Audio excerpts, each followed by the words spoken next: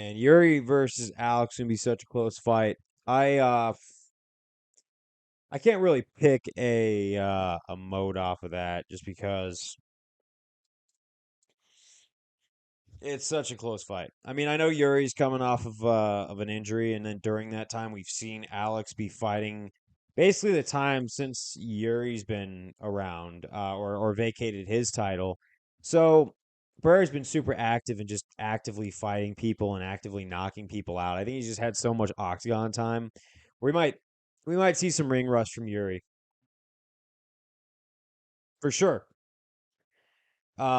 It's just a clash of styles. Now, if Pereira could manage Yuri's style, which I've seen Yuri get put on skates by Glover Teixeira, even though Teixeira is a hell of a boxer himself. But Teixeira is also in Pereira's corner. Um, I think that Prohashka is very hittable and very KOable. You could put him through the ringer pretty easily. A lot easier than people realize. I mean, he's just really good at bouncing back, but if you could finish the job and put a cap on it, um, no disrespect to Yuri, but I feel like I'd have to go with Alex Pereira in this fight. And it's not even that I'm edging Alex Pereira ever so slightly, even though I do at the end of my time think that this could go either way. I just want to see Alex succeed at this point in his 205 title run because it would be the ultimate karma. Just because Adesanya went 1-3 and acted like he went 4-0, I thought that was the cringiest moment. Seeing Adesanya get completely demoralized by Sean Strickland right afterwards, and then you see Alex Pereira succeed at 205. It's crazy because then it goes back to how Adesanya was bragging about how Pereira's going to be drinking at a bar, saying, "Oh, I beat that guy one time." Like the irony of that statement is insane at this point. Um, as I watched that interview where he's like, "Oh, Alex Pereira, he's just going to be watching me at a bar."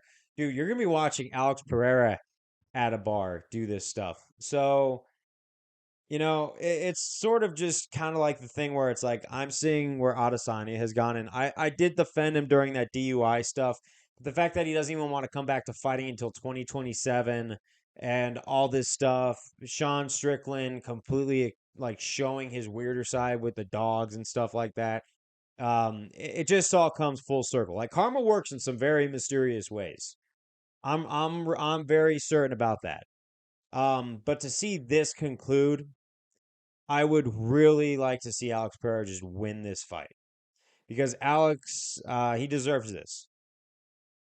Everyone said he was going to lose to Blachowicz, and he fought the perfect game plan. I feel like Yuri, who doesn't even go for so much grappling, is going to be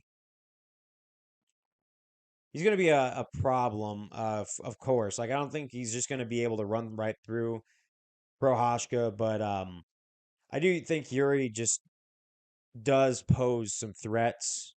As long as Pereira takes those threats seriously and avoids them,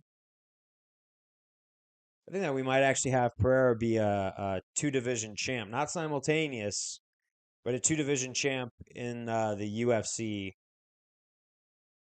Man, first middleweight slash light heavyweight run with two titles on such a short notice. He'd be setting probably just a record story for MMA history. So, based on some logic behind it and personal bias, I'm going to want to go with Alex Pereira. And that's that. Peace out.